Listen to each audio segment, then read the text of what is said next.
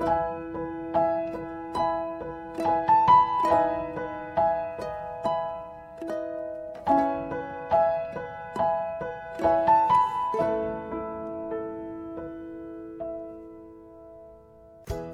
welcome to Live Your Dream Podcast, episode 27.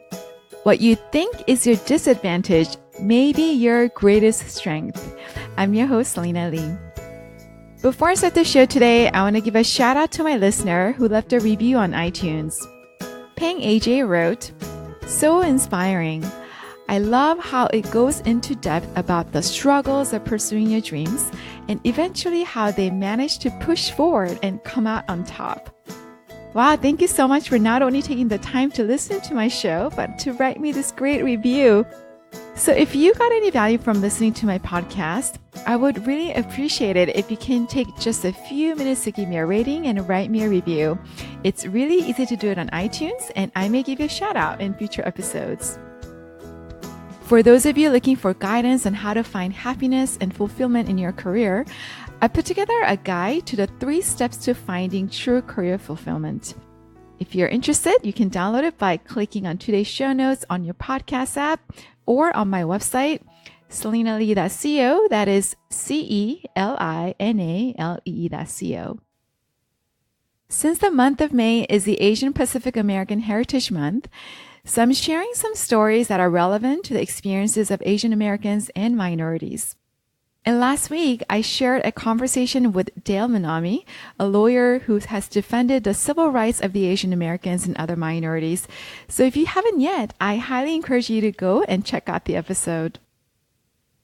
Today, I want to tell you a very personal story about how I grew up in both California and in Korea, and how growing up to become bilingual and bicultural has made a profound impact on who I am today. I was born in California, and my family moved to Seoul, Korea when I was 3 years old. And after finishing elementary school in Korea, we moved back to Southern California when I was in my 7th grade. Middle school is a tough time for everyone, but it was especially tough for someone who didn't speak English and looked different. I was an easy target for the cruel middle school kids, and I was constantly bullied at school because I didn't speak the language. Life was really painful, and I came home and cried many, many nights. Then one day, I created my dream list. I wrote down all the dreams I wanted to achieve in my life, including writing my book. And as I've shared with you in previous episodes, having a book with my name on it was my very first childhood dream. I also wrote an encouraging letter to myself. I wrote that not everyone will be nice to me, and that's okay. And these kids' opinions of me are not important, and they won't be in my life anymore once the school is over, because I'll never see them again. So I should not care about what they think of me. My parents actually kept this letter I wrote to myself in my dream list, and I didn't even remember I wrote it. But then several years ago, my sister found it at my parents' place and sent me a picture of it. And I read it and I was like, wow, I was wise beyond my years and definitely much wiser than I am now. And sometimes I wish I could go back and ask my younger self for advice. And I was so surprised to learn that I've actually achieved all my dreams I wrote down, including writing my book. So when I was in 7th grade and I was getting bullied all the time by these kids, it was one of the most difficult times of my life. And I thought that if I can just speak English as well as these other American students, maybe they'll stop making fun of me. So I made a detailed plan to learn English as quickly as possible, and I studied as if my life depended on it because I thought it was the only way out of this misery. 5 months later, I passed an exam to get out of ESL, English as a Second Language class, where I had felt very much like a second-class citizen being in it. And then I started 8th grade English class in a regular English class, but I didn't magically turn white. My hair didn't turn blonde and my eyes didn't turn blue. And I was, of course, still Korean. And being Korean and speaking Korean meant that I was still very different from the other kids. And it made my life very painful. And at the time, most of the Americans didn't know much about Korea, and I was often asked the question, are you Chinese or Japanese? Back then, K-pop and Korean drama were not popular outside of Korea, so Korea was definitely not as cool as it has become in recent years. So I was struggling to learn English and to adjust to the American culture, but my parents kept emphasizing the importance of keeping up with my Korean. They made me read Korean books and read Korean newspapers, and they had me go back to Korea often so I would continue to maintain my cultural ties to Korea. And my parents were quite different from a lot of the other Korean American and Asian American parents at the time.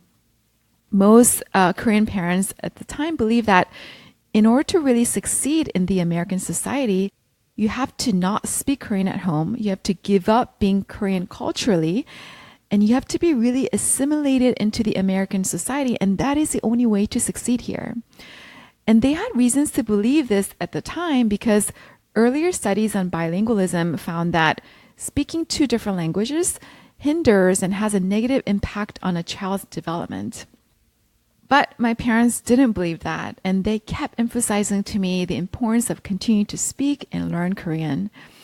So even though it was really frustrating and difficult at the time, I kept up with my Korean and actually turned out to be one of my greatest assets and blessings in my life. And it turns out my parents were right. Now, many studies on bilingualism have found that being bilingual actually makes you smarter. It can have a profound impact on your brain, improving cognitive skills, and even protecting you from getting Alzheimer's and dementia later in life. Speaking a language is not only about a method of communication. You also learn about the values and the cultures of the place where that language is spoken. And because I kept up with my Korean, I was instilled in the Korean values as well as the American values. So when I grew up, I didn't struggle with the identity issues that I've seen some of my Korean American friends go through. And because I learned about two different languages and two different cultures, it got me very excited to learn about a third culture. So I not only extensively traveled, but also lived in many different parts of the world where I didn't know anyone before. And I really enjoyed reestablishing a new life from scratch. And I believe that throwing yourself into a completely new situation and environment is probably one of the best ways to not only learn about the people and the culture there, but also to learn about yourself because you're going to discover things about yourself that you absolutely had no idea before. And I believe that my bilingual and bicultural background really prepared me well for these experiences and also taught me how to adapt well to new situations and new environments. Also, a language determines a way a person thinks. So if you know how to speak two different languages, that means you know how to think in two different ways. If there are two different ways to think, then there has to be more than two ways, right?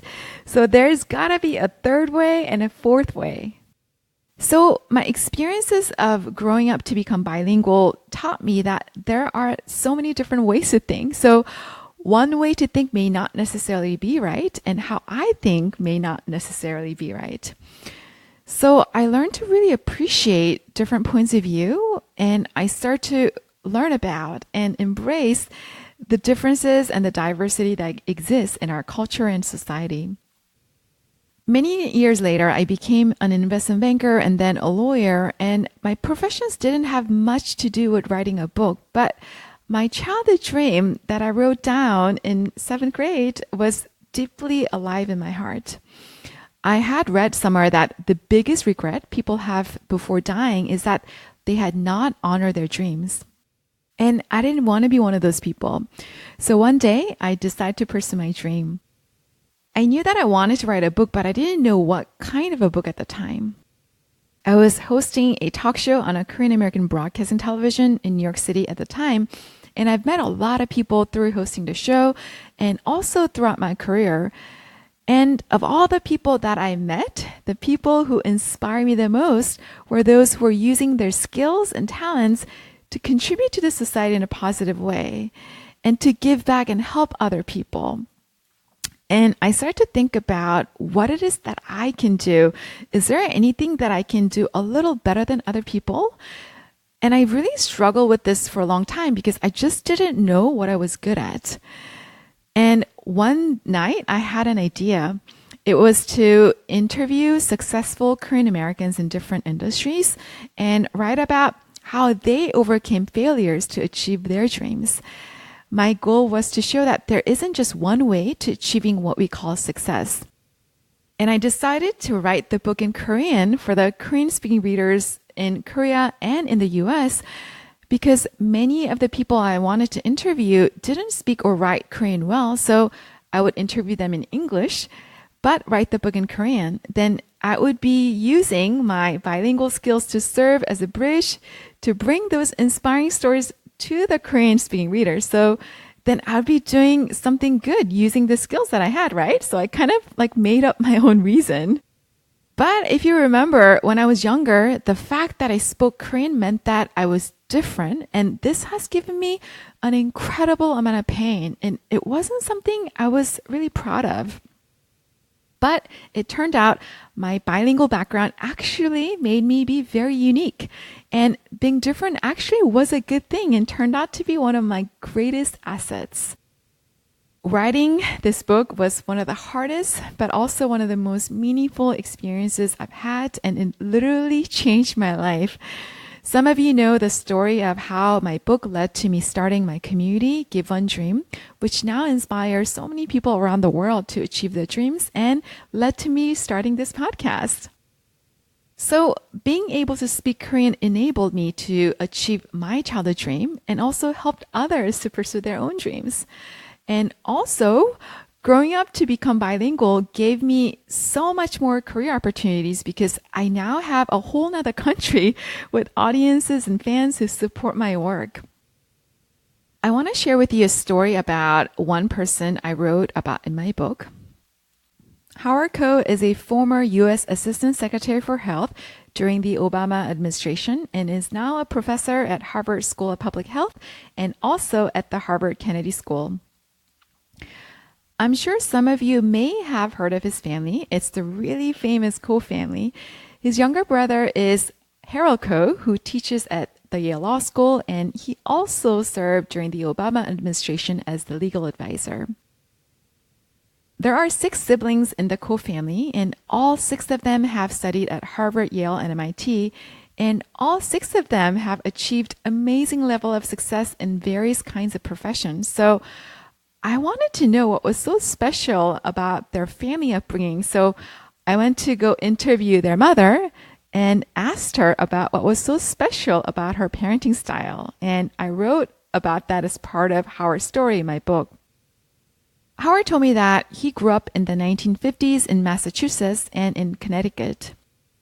Back then, there were almost no Asians around, and it was really hard to see any Koreans. People didn't know much about Korea other than the fact that it was a place where there was a war, so the knowledge was low and the understanding was very poor. The only other Asian kids in his elementary school were his brothers. So as a kid, of course, you want to feel like you are like the rest of the kids, but the kids would go out of their ways to tell him that he was not. So growing up as a minority was incredibly difficult for him. He told me that when you're young, you want to be like the majority, you want to fit in. But now that he's older, he said that it's one of the beauties of growing older is that now he knows that being different from the majority is actually a wonderful thing. It's a huge positive, and he absolutely loves it. And here are the reasons. You look very different from everybody else, so people will never forget you, which is a huge positive, he says. And you can also tell your stories of the experiences of how it's like to live outside the mainstream and your sensitivity to the issues of the underserved and the underdog, which is an incredibly powerful message in any industry you work in. And he told me, I love being Korean because whatever you do, you can be the first. And when I heard that, I finally started to understand why Howard and his siblings became so successful, because we often say that as a minority, it's really hard to succeed in this society. People usually say, I want to work in this profession or this industry, but there's no one that looks like me. So that must mean there's no opportunity for people like me. So many of us give up before we even try. But then Howard thought, if there's no one that looks like me, then even better, because then I can be the first, right? So they changed their thoughts. And as they changed their thoughts, their attitudes changed, and their behaviors and their actions changed, and the results and the realities changed. So although at the time, it seemed like the odds were very much against them, but they all believed in their seemingly impossible dreams, and many years later, all of their impossible dreams became realities. So today, I shared with you my experience about how my bilingual and bicultural background has changed my life.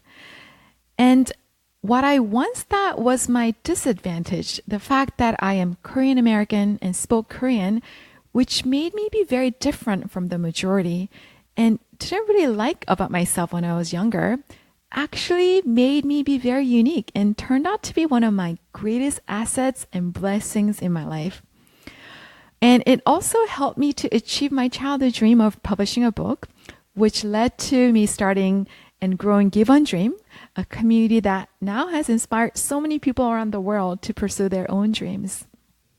So after hearing what I've shared with you today, I hope you'll go out and celebrate the fact that you are different from the majority, because it's an asset, it's a huge positive. And I also hope that you'll take some time to think about what your dream is and what it is that you can do using some of your skills and talents to help other people and to contribute to our society. And you might just be surprised to find out that what you think may be your weakness or disadvantage might just turn out to be one of your greatest strengths and blessings in your life. Okay, so I hope what I've shared with you today was helpful to you. And if you're looking for guidance on how to find happiness and fulfillment in your career, I put together a guide to the 3 steps to finding true career fulfillment. And you can download it by clicking on today's show notes on your podcast app or on my website, selinale.co. That is CELINALE.co. And please subscribe on iTunes, Google Podcasts, or wherever you listen to your favorite podcasts. And while you're at it, I would really appreciate it if you can please write me a review. It will really help me to spread the word and get discovered by new listeners. For questions about my coaching or to reach out to me with any thoughts or questions about my podcast, you can also visit my website at selinale.co, and I look forward to hearing from you. So thank you so much, and I'll be back soon with another episode. I hope you have a great week.